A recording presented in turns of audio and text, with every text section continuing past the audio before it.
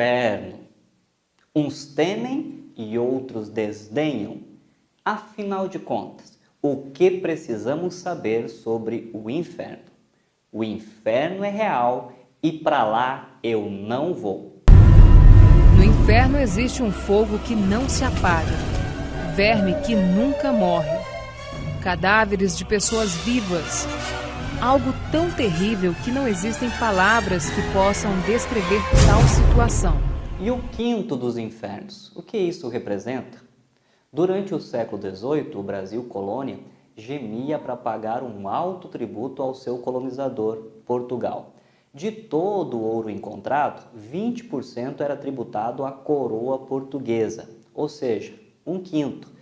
Inclusive, esse altíssimo imposto foi intitulado como o quinto. Você acha que você paga muito imposto? Eu sei a resposta. Não tem quem não ache que paga muito imposto no Brasil. Mas será que as pessoas no Brasil entendem por que pagam muitos impostos? O quinto era tão odiado pelos brasileiros que foi apelidado de o Quinto dos Infernos. Em 1789, a população brasileira gemia tanto para pagar esse alto tributo, o Quinto dos Infernos, que ocasionou uma revolta, conhecida como Inconfidência Mineira. A Inconfidência Mineira foi liderada por Tiradentes e era uma expectativa dos inconfidentes mineiros a libertação do Brasil de Portugal. O movimento foi descoberto pelo rei de Portugal e a revolta foi aplacada. Teve o seu ponto culminante com a prisão, julgamento e sentença de morte de Joaquim José da Silva Xavier, o Tiradentes.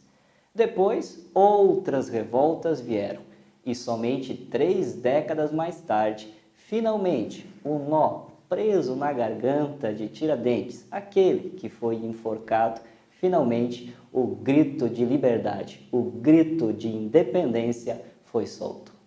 Eu nada mais quero do governo de Lisboa, nenhum laço nos une mais. Pelo meu sangue, pela minha honra e pelo meu Deus, juro promover a independência do Brasil. Independência ou morte! Só que não.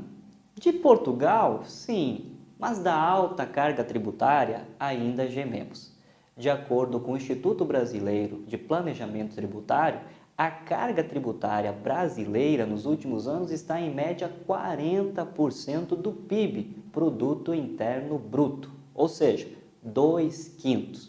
Hoje gememos sob o peso de 2/5 dos infernos. Na verdade, o sistema tributário brasileiro é um sistema arcaico, né? Ele já sofreu por inúmeras alterações, remendos, que não resolvem nada. Infelizmente, a carga tributária do Brasil ela é descarregada toda sobre o consumo, diferentemente dos países bem desenvolvidos, onde a carga tributária recai sobre patrimônio e renda. Então, quando você tem uma carga tributária bastante elevada sobre o consumo, é rico e pobre pagando a mesma carga tributária sobre um bem.